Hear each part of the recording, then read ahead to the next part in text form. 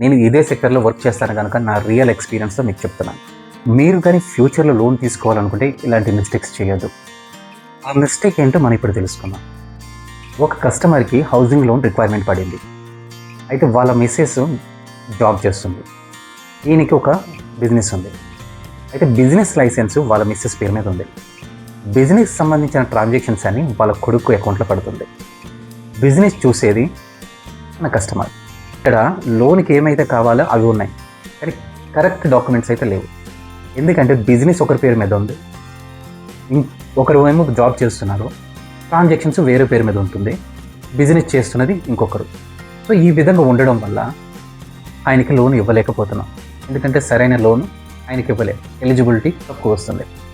ఎందుకంటే బిజినెస్ ఎవరి పేరు మీద అయితే ఉంటుందో వాళ్ళ అకౌంట్లోనే ట్రాన్సాక్షన్స్ జరగాలి, ఇక్కడ వేరే అకౌంట్లో ట్రాన్సాక్షన్ జరుగుతుంది.